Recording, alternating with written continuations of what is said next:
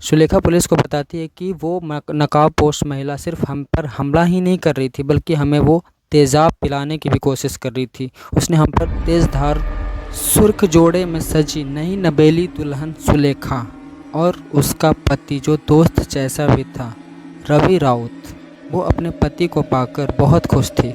यौवन की दहलीज पर जो उसने खुली आंखों से सपने देखे थे, वो अब सच होने को था। सुलेखा 15 जनवरी 2018 को ब्याह कर खुशी खुशी ससुराल आई थी। शादी के 6 दिन बीत जाने के बावजूद भी सुलेखा के हाथों में उसके पति के नाम का मेहंदी अभी भी ताज़ा ही था। रवि राउत बिहार के जिला गया के थाना मुफस्सिल क्षेत्र में आने वाली शहीद ईश्वर चौधरी हॉल्ट स्थित मोहल्ला कुर्मी टोला के रहने वाला था। उसके पिता श्याम सुंदर कपड़े के व्यापारी थे। गया में श्याम सुंदर यानी कि रवि राउत के पिता का बहुत बड़ा कपड़े का कारोबार था, जो काफ़ी अच्छा चल रहा था और इस बिज़नेस के थ्रू उनकी अच्छी कमाई भी हो रही थी। श्याम सुंदर राउत के 3 बेटे थे, रवि, विक्की और शुक्र। विक्की और शुक्र 2 बेटे मिलकर अपने पिता के व्यापार में, अपने बिजनेस में हेल्प करते थे। सुबह दोनों नाश्ता करके अपने पिता के साथ दुकान पे चले जाते थे और दोनों बेटे अपने पिता के साथ ही रात में दुकान बंद करके घर की ओर लौटते थे। और तीसरा बेटा रवि राउत, जो कि वो अपने फ्रेंड सर्कल में रह के उसकी आदतें बहुत अलग थी, जो कि कहीं न कहीं वो बिगड़ैल टाइप का लड़का हो गया था अपने दोस्तों की संगत में रह के। रवि राउत के आदतों को सुधारने के लिए श्याम सुंदर राउत ने अपने बेटे की शादी करवा दी थी, ताकि उसकी बीवी को आने पर वो अपना जिम्मेवारी समझ सके। इस तरह से जो दोस्तों के साथ इधर उधर भटकता फिरता है, आवारागर्दी करता फिरता, ताकि उसकी बीवी आ जाए तो उसे संभाल सके, इसलिए वो अपने बेटे की शादी करवा देते हैं। ये बात 21 जुलाई 2018 की बात है। पढ़ी लिखी सुलेखा ससुराल वालों को रात का भोजन कराकर पति के साथ फर्स्ट फ्लोर पर सोने चली गई। दिन भर की थकी हारी सुलेखा को बिस्तर पर लेटते ही नींद आ गई और रवि भी सो गया। रवि तब तक अचानक उठ बैठा जब रवि के कानों में सुलेखा की दर्द भरी दर्दनाक आवाज़ कानों में पड़ी। नींद से जागकर रवि ने अपनी पत्नी सुलेखा की ओर देखा तो उसकी दिमाग एकदम सन्न सा रह गया। रवि देखा कि उसकी पत्नी सुलेखा के गर्दन से बहुत तेज़ धार खून बह रही है, मानो किसी ने उसके गर्दन पे चाकू से वार किया हो। ऐसा देख के रवि सन्न सा रह जाता है। अपने बीवी के गर्दन पे खून देखकर रवि बहुत घबरा जाता है। रवि को उस वक्त कुछ समझ में नहीं आ रहा था, तो सुलेखा के खून रोकने के लिए वहीं रखे चादर से उसकी गर्दन को लपेट देता ताकि ब्लड कुछ देर के लिए रुक जाए। और तभी अचानक रवि को एक महिला पे नज़र पड़ती है और रवि देखता है कि वो महिला अपने फेस को कपड़े से कवर की हुई है। और रवि देखता है कि वो महिला उसी के कमरे से निकलकर तेज़ी से भाग रही है। और रवि देखता है कि उसी महिला के साथ 2 और महिलाएं जो उसी के साथ काफ़ी तेज़ी से भागी जा रही है। इससे पहले कि जो महिला फेस को अपने कवर कर रखी थी वो भाग पाती, सुलेखा की चीख सुनकर उसके देवर विक्की और शुक्र कमरे में आ गए थे। और रवि और शुक्र ने मिलकर, दोनों ने मिलकर उस नकाबपोश जिस महिला ने फेस को कवर कर रखा था उसको पकड़ लिया। रवि और शुक्र ने लात घूंसों से जमकर उस महिला की पिटाई की जो फेस कवर करके रवि के कमरे में आई थी। बहुत देर मारपीट करने के बाद उस फेस कवर, जो फेस पे मास्क लगाई हुई थी महिला, उस महिला के ऊपर से जब उसका मास्क हटाया गया तो रवि, विक्की, शुक्र तीनों के सिट्टी पिट्टी गुल हो गए। जब उसका चेहरा इन तीनों के सामने आया तो पता चलता है कि वो जो फेस कवर की हुई थी महिला थी, वो रवि के जानने वालों में से एक थी और वो महिला माया थी। माया सूढ़ी टोला में रहती थी और एक तरफ इधर ज़्यादा खून बहने से सुलेखा की हालत बिगड़ती जा रही थी।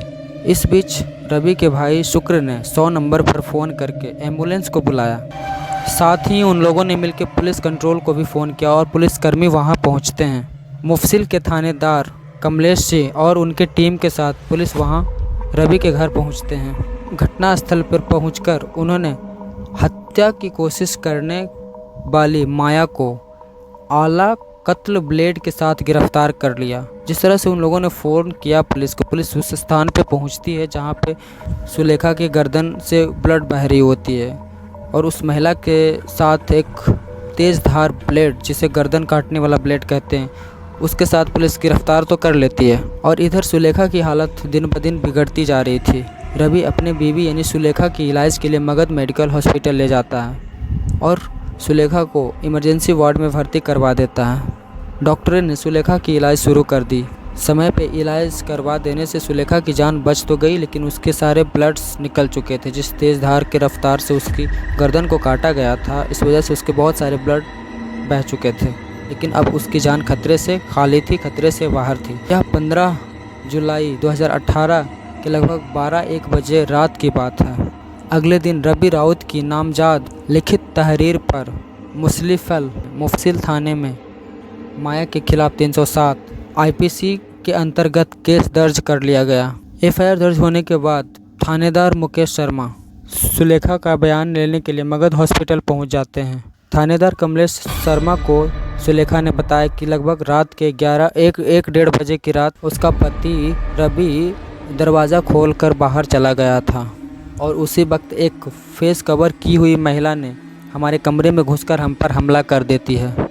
सुलेखा बोलती कि एक औरत हमारे ऊपर हमला कर रही थी और दूसरी औरत हमारे कमरे के बाहर खड़ी उस औरत का वेट कर रही थी, मानो वो किसी को देख रही हो। और वो जो महिला गेट पे खड़ी थी वो वहीं से खड़ी पूछ रही है कि सुलेखा मरी या फिर नहीं। सुलेखा पुलिस को बताती है कि वो नकाबपोश महिला सिर्फ हम पर हमला ही नहीं कर रही थी, बल्कि हमें वो तेज़ाब पिलाने की भी कोशिश कर रही थी। उसने हम पर तेज़ धार हथियार से तो हमला किया ही, बट वो हमें ज़बरदस्ती तेज़ाब पिलाने की भी कोशिश कर रही थी। लेकिन इतना सब कुछ मेरे साथ हो रहा था, मैं चीखी और मेरे देवरों ने यानी शुक्र और रवि ने मिलके हमें बचा लिया। पकड़ी गई जो औरत थी वो अपना नाम माया बताती है। जांच अधिकारियों ने उस माया के हमला के पीछे का वजह पूछना चाहा तो वो बताने में कहीं ना कहीं वो असफल रही।